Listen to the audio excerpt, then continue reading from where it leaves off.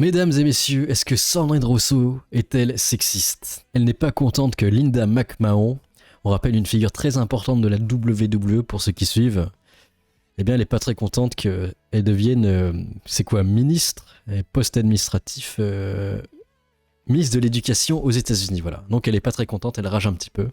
Mais quand même, Linda McMahon, emblème de Night City quand même, avec le catch à WWE pour ceux qui ont suivi cette époque.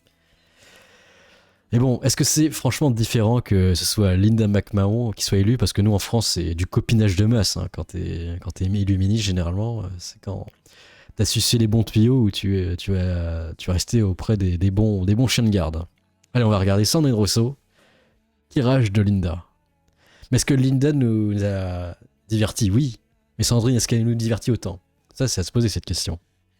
Est-ce que vous la reconnaissez, cette femme? Oui, c'est celle qui a organisé le catch aux Cette femme, États-Unis. c'est Linda McMahon, qui est l'ancienne patronne du catch Les bons tuyaux, oui. et qui va être la nouvelle ministre de l'Éducation nationale de Donald Trump. Est-ce que vous vous dites, bah tiens, c'est une femme forte, Linda McMahon?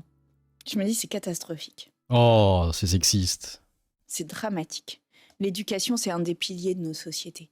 C'est une manière d'apprendre, de transmettre des savoirs, c'est un lieu d'apprentissage du respect, c'est un lieu aussi d'émancipation des individus. On apprend la pensée critique à l'école. Après, faire un RKO aux élèves qui font des carabistouilles, ça peut être une forme d'éducation au final.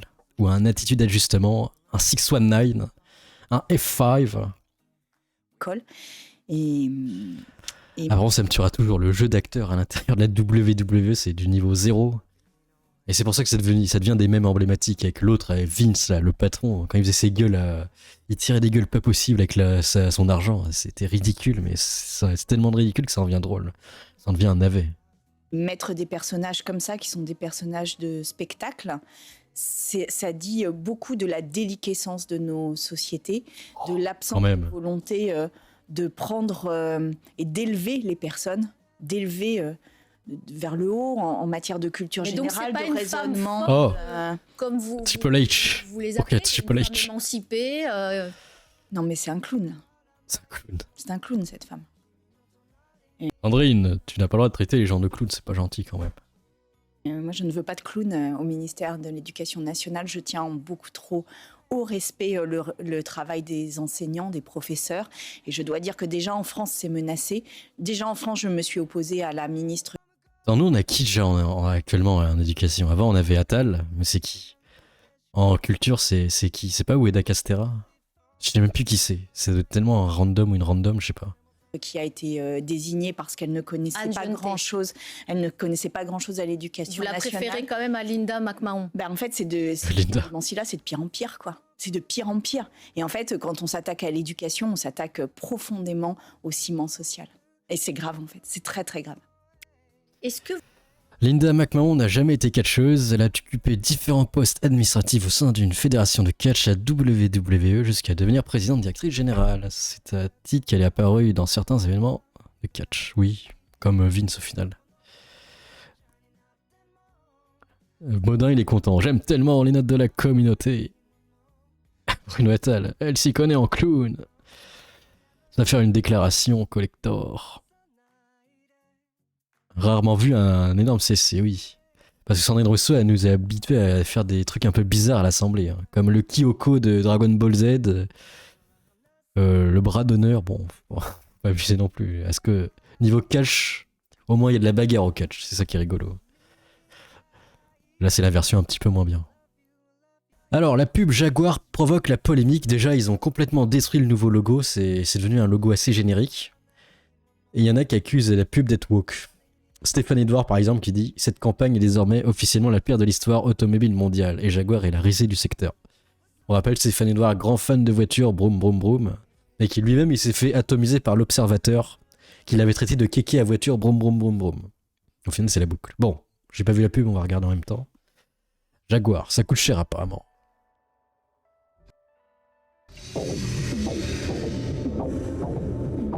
Oula, c'est Cyberpunk. Ou c'est le Capitole de Hunger Games, on ne sait pas. Alors lui, il a fait un 3-6.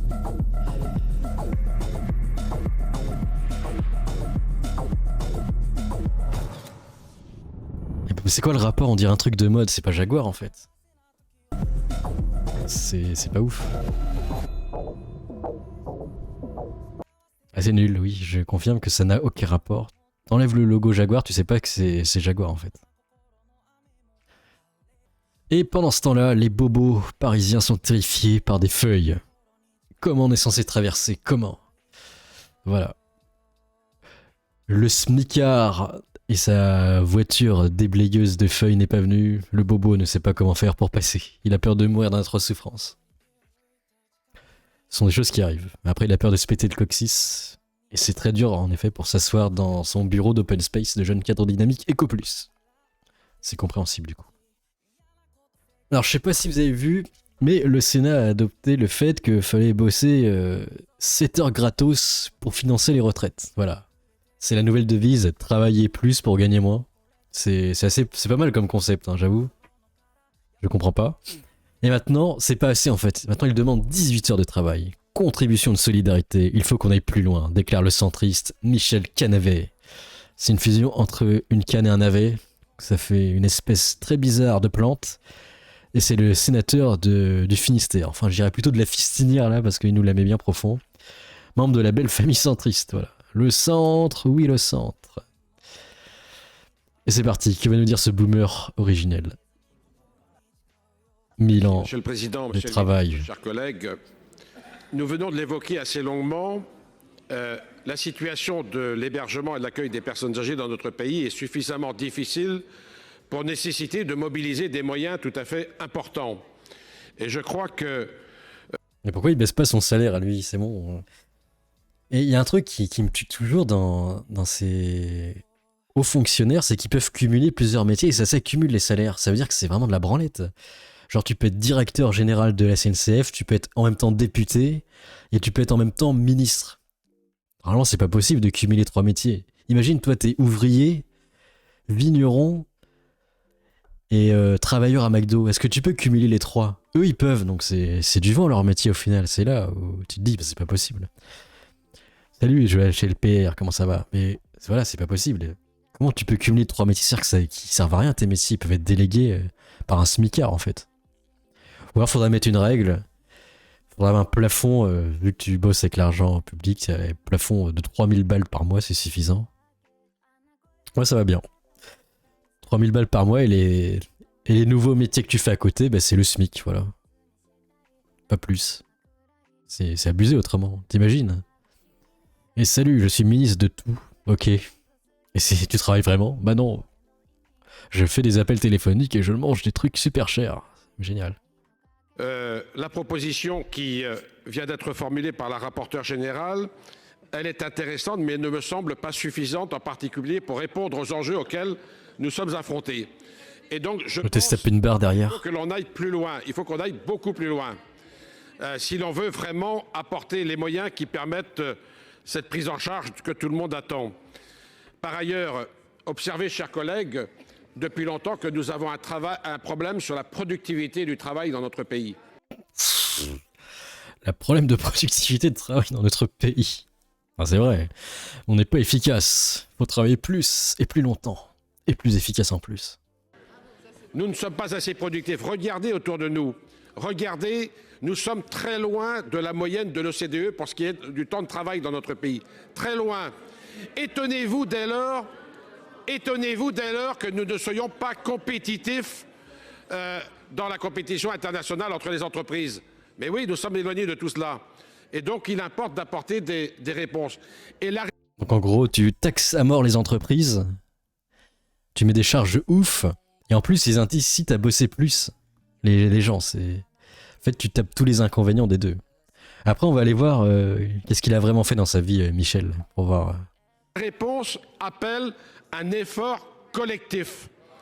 L'effort collectif, c'est que tout le monde doit y participer parce que la protection vous pourrez vous sociale exprimer tout à l'heure, s'il vous plaît. Tout le monde. Amendement que je porte ici. Et l'autre, elle fait quoi par se marrer? Qui vise à apporter elle se tape des barres pour 7000 balles, bordel.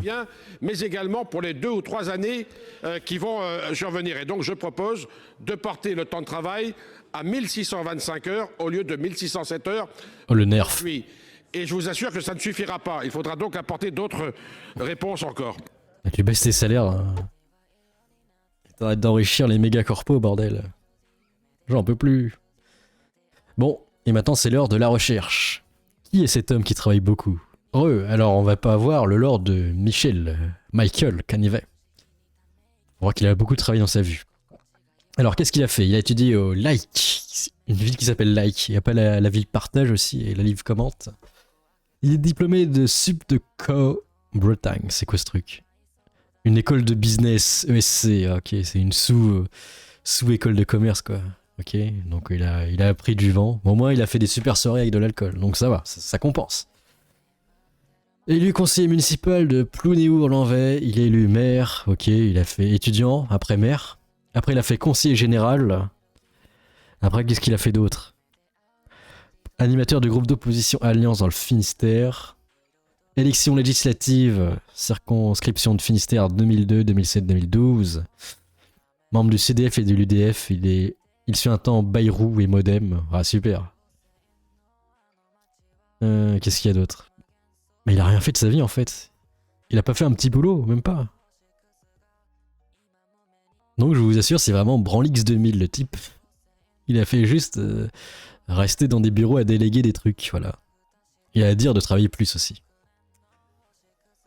Bon, ça m'en bouchera toujours un coin. Qu'est-ce que vous pensez de cette news? Laissez vos avis dans les commentaires. Allez, à plus, Amogus. Et oui, Noun a raison, c'est un système de caste. Comme dirait Delavier, c'est la calorie. On n'y peut rien.